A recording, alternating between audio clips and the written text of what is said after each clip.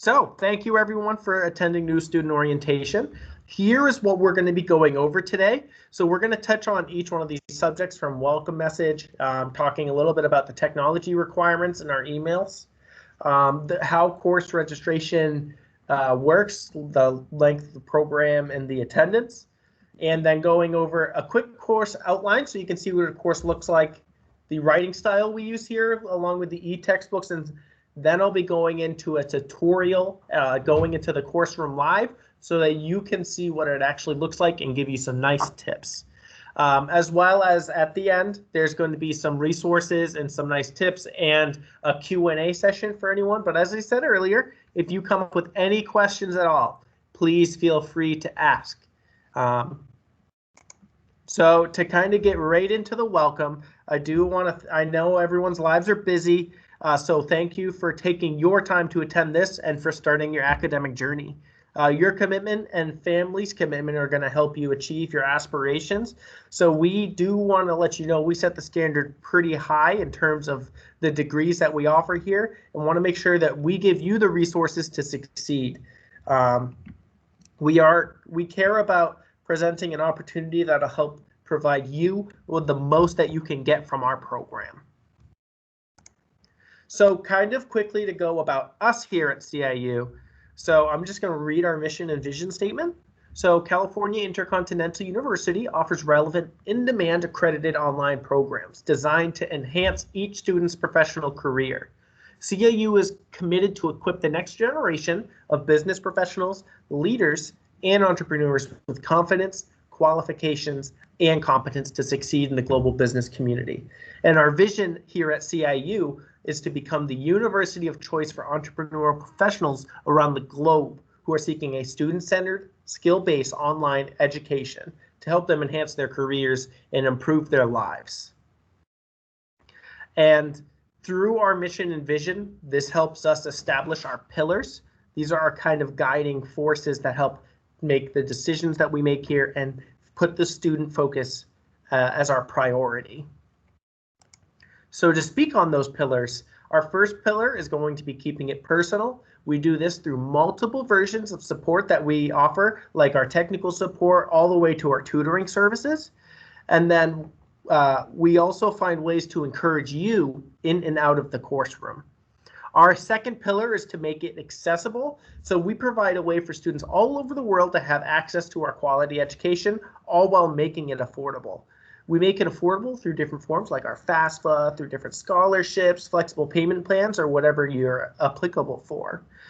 We also have pillars for embodying the entrepreneurial spirit. So here at CIU, we are a university built by entrepreneurs for entrepreneurs.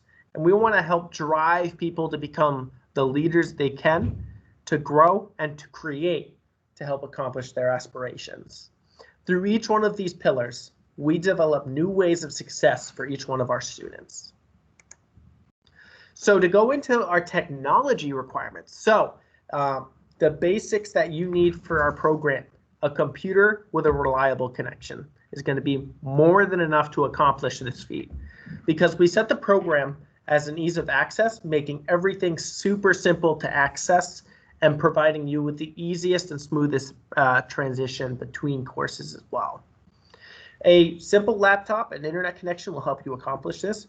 We do provide you with a Microsoft Office license that will give you all the programs you need for your laptop or computer and through the web to accomplish your studies. This is Microsoft Word, Microsoft Excel, Microsoft PowerPoint, and some other additionals to go with that.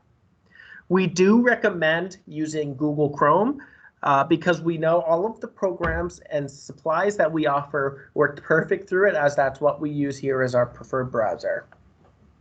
We do also recommend having Adobe Acrobat Reader. This will allow you to view PDFs and save them. Sometimes computers already have this.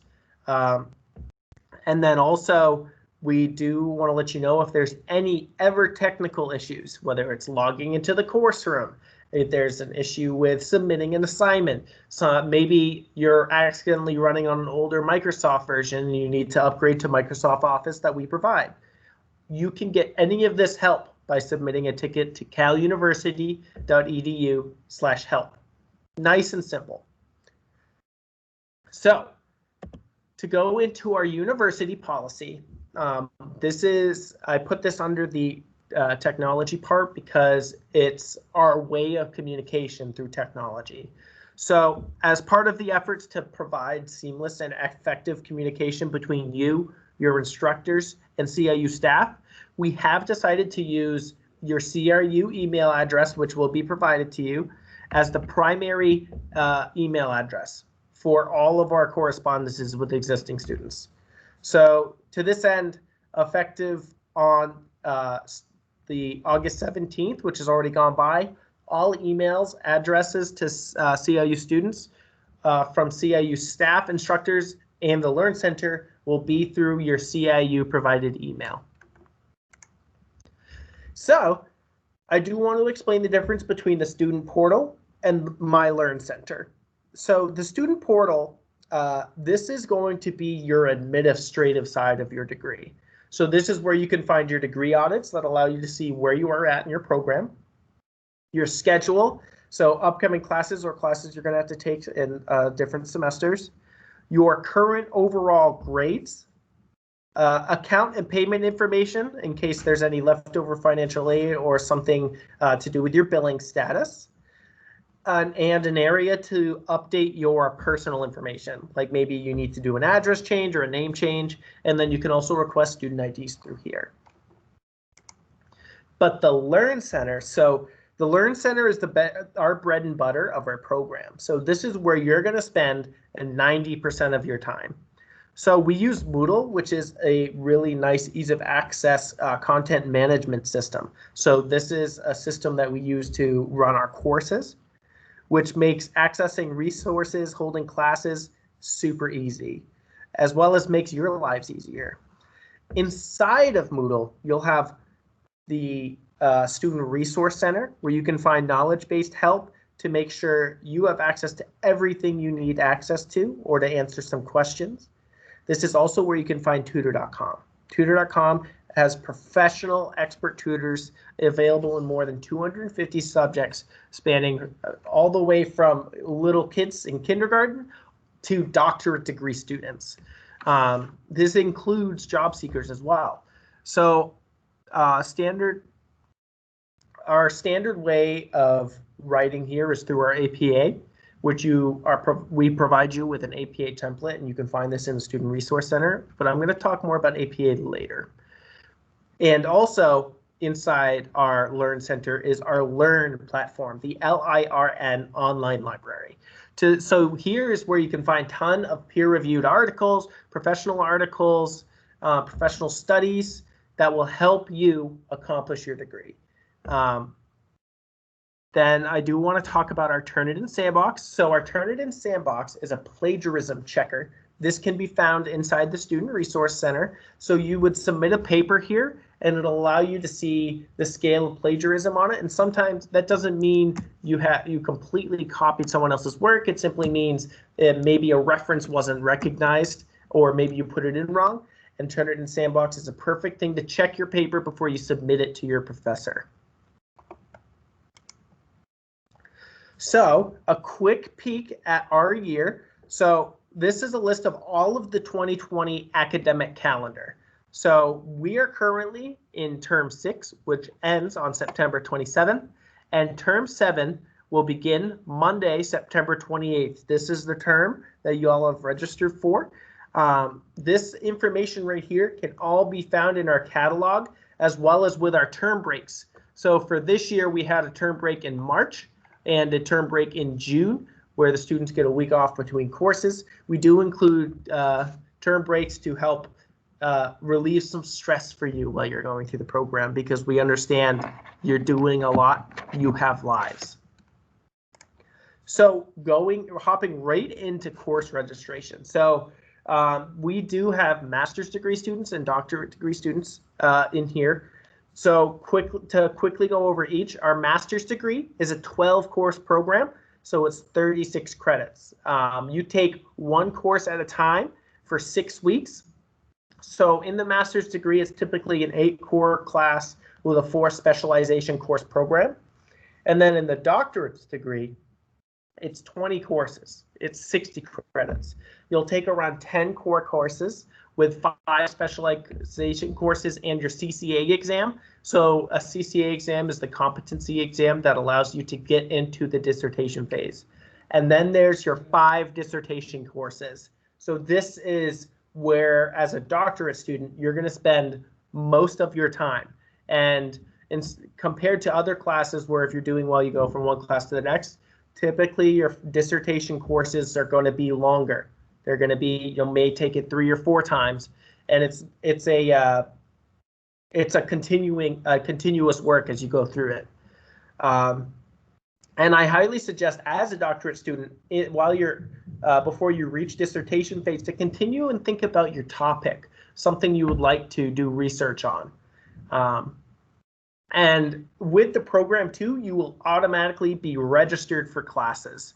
So I do think it's really important to quickly say that you need to pay attention to your schedule changes during the first week, since you must complete them before week 2 begins, per our policy.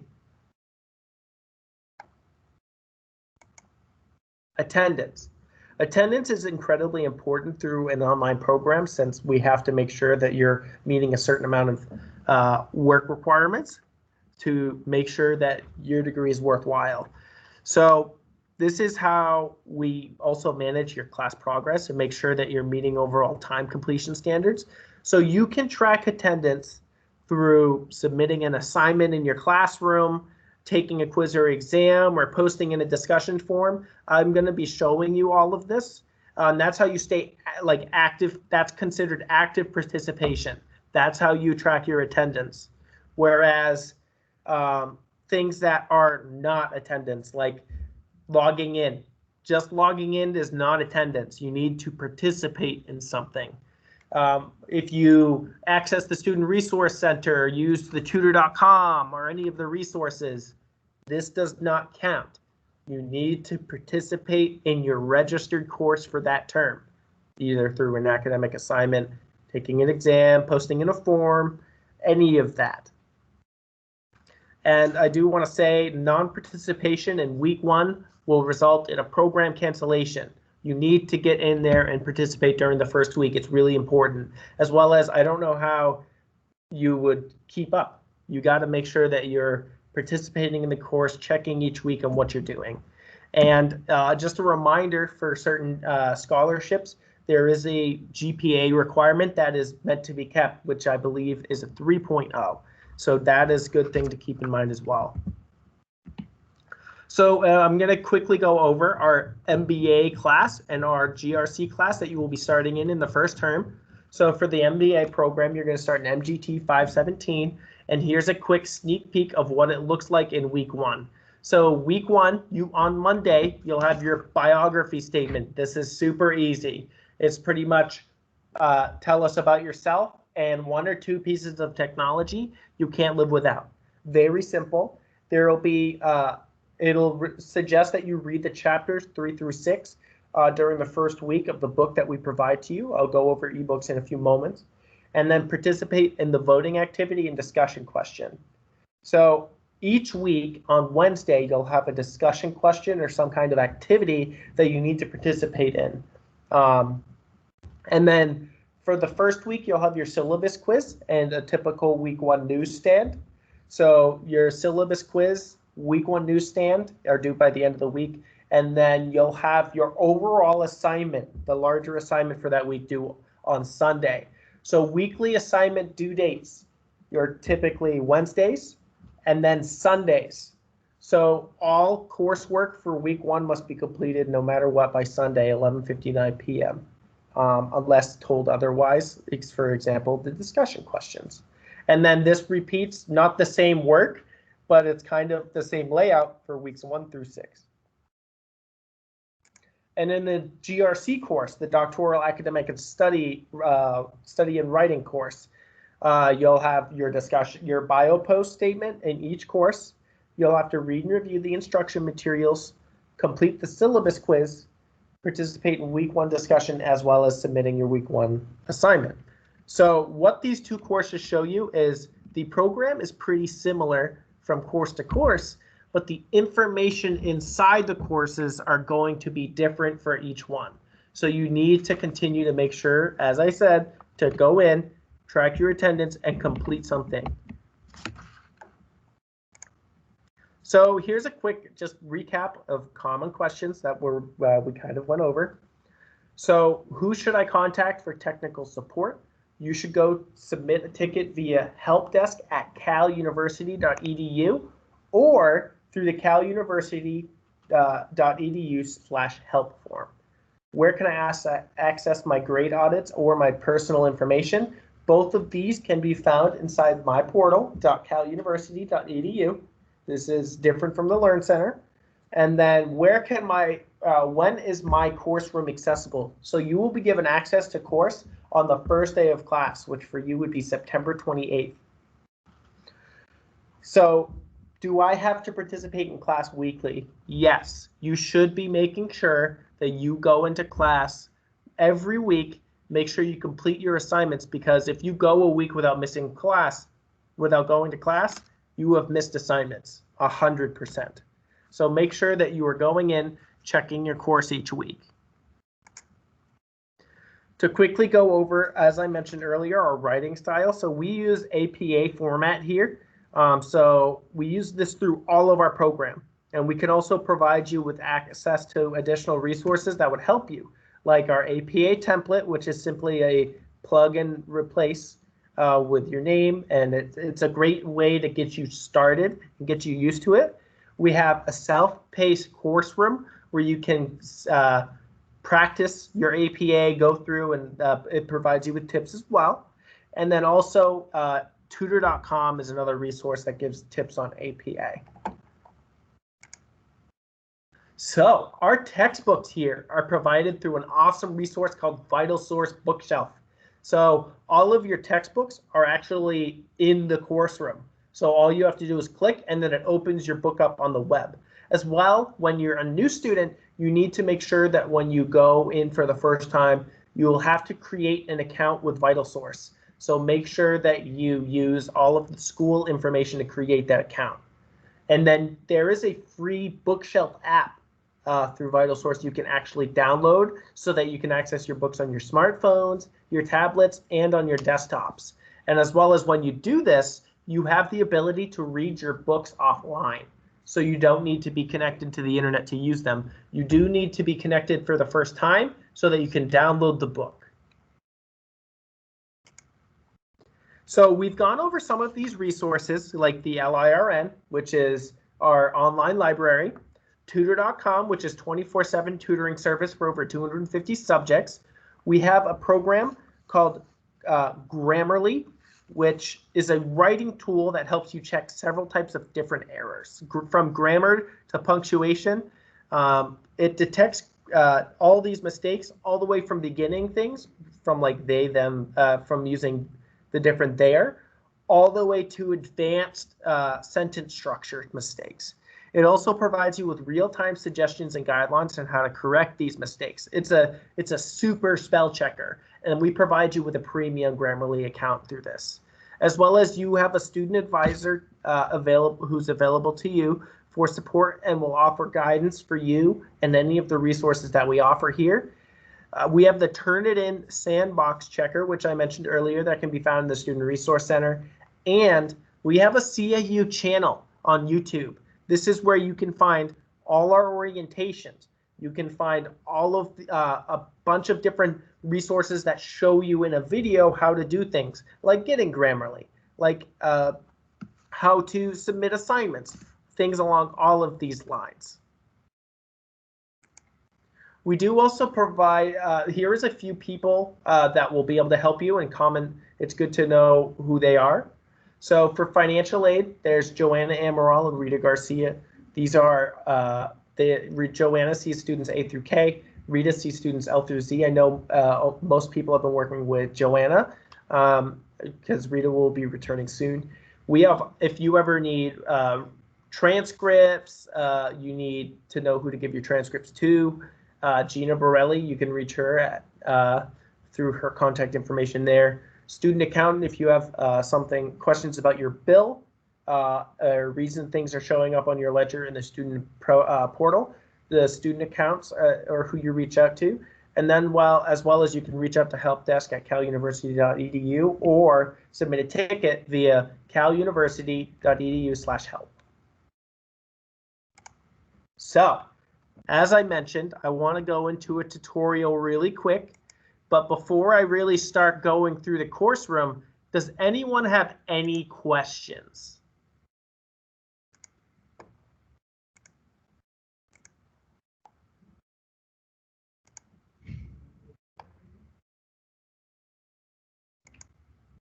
All right, well, if there's no questions yet, I'll just start rolling. So when you log in, you'll be provided with a link that helps you log in, but if you ever lose that link, here is a foolproof way to log in.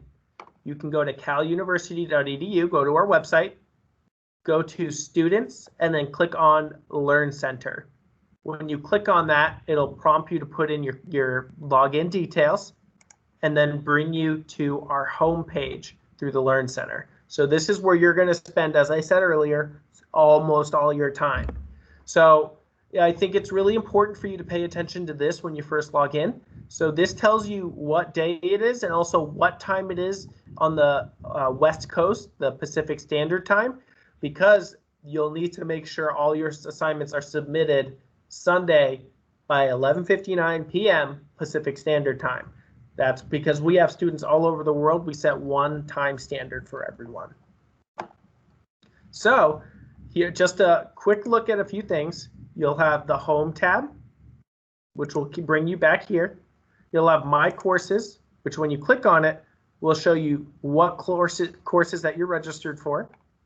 You'll have the Student Portal. This is a link that brings you to the Student Portal.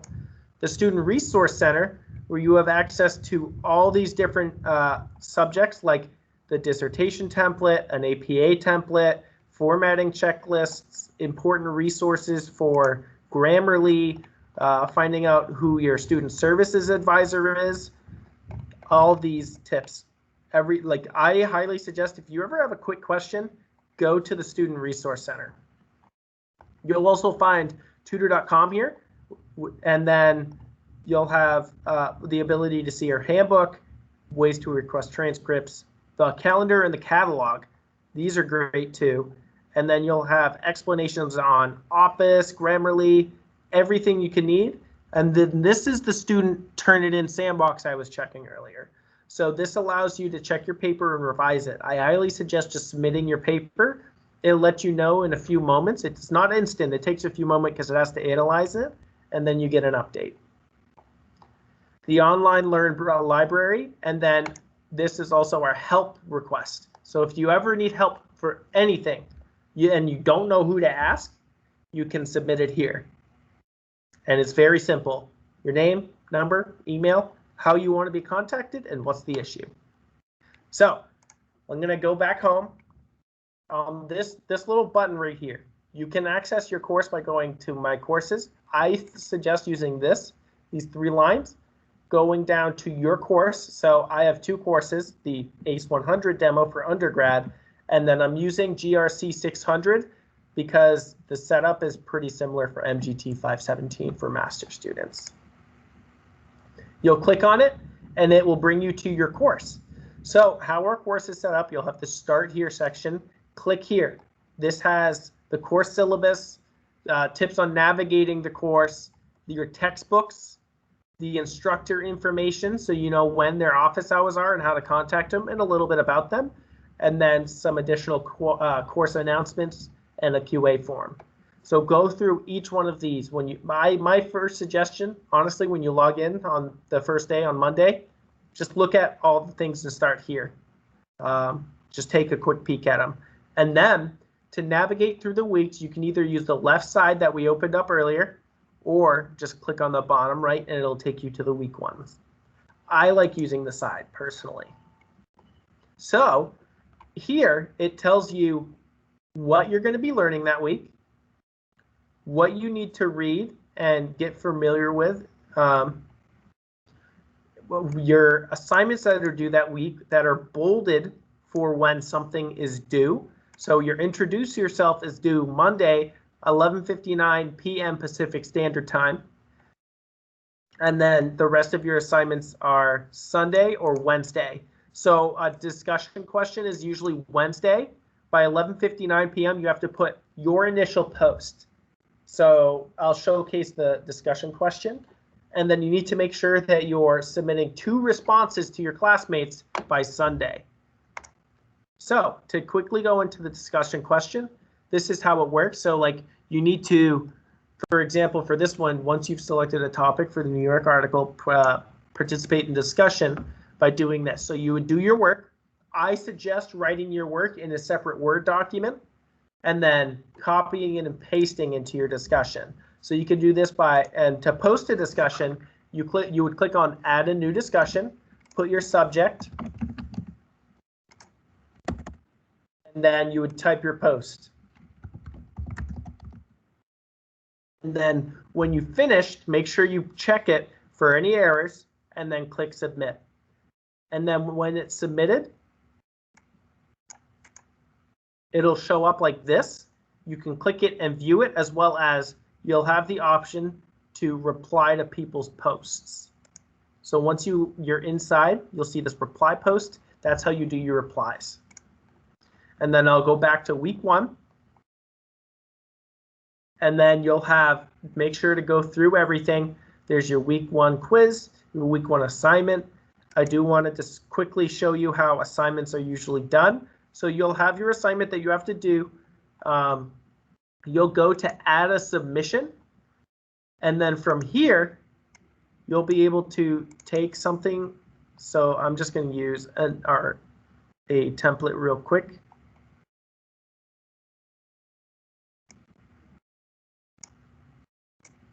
You would take it and drop it in there, and it'll upload it. And then you'll save the changes, and it'll upload the paper for your professor to look at, leave notes on, and then provide them to you. So that is a quick sneak peek at our online program. I do want to just make sure that we've answered all your questions and open this time up for asking questions now. But just a reminder, this recording will also be provided to you if we did go over something too quickly. And then if you ever have questions outside of this too, you can always reach out to your admissions or your student services advisor. But is there any questions from anyone?